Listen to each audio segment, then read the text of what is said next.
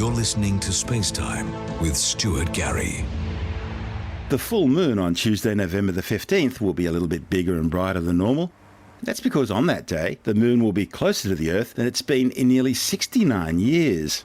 At 22:23 Australian Eastern Daylight Time, 11:23 Greenwich Mean Time, the centres of the moon and the Earth will be just 356,509 kilometres apart. Surface to surface, the distance will be just 348,401 kilometres. And full moon occurs less than 3 hours later at 0:52 Australian Eastern Daylight Time or 13:52 Greenwich Mean Time. The moon hasn't been this close to the Earth since January 26, 1948, and the separation was 48 kilometres less than what it will be this month. And it won't come this close again until November the 25th, 2034, when it will be 64 kilometres less. The reason for this rare proximity is due mostly to the fact that the moon's orbit around the Earth isn't a perfect circle, but instead is slightly elliptical. On average, the moon orbits the Earth at a distance of roughly 384,400 kilometres, but it's about 5% closer to the Earth at perigee and about 5% further away at apogee. The distances at perigee and apogee vary from month to month due to several factors, such as whether the lunar orbit's long axis is pointed towards the Sun. Also, the moon's orbital extremes are greatest during November through to February because that's when the Earth is closest to the Sun. Earth's orbit itself is also slightly elliptical, by about 2%, and therefore the Sun's gravitational influence is greatest during those months.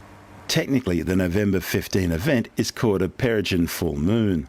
In recent years, however, these especially close lunar encounters have become known by the more trendy title of supermoons.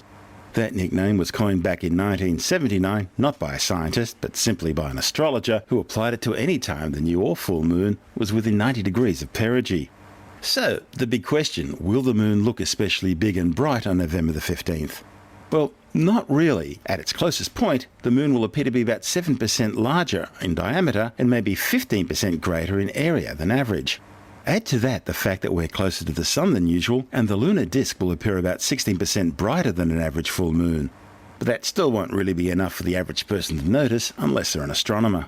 For many people, me included, the full moon always looks unusually large when it's near the horizon. It's an effect known as moon illusion. Images that show a huge full moon rising dramatically above a city skyline doesn't match the reality your eyes see because the camera is magnifying the view.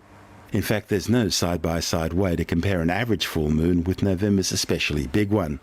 However, you can gauge the moon's apparent difference in size simply by using the tip of your finger or a pencil eraser held at arm's length, or by looking at it through a narrow straw. It'll always be about half a degree across. One consequence of a supermoon that might be notable involves ocean tides. Many factors influence tidal heights at a given location, although they're usually highest, called spring tides, during a full or new moon. But they'll get an additional small boost, perhaps worth a couple of centimetres on November the 15th, thanks to the so-called supermoon.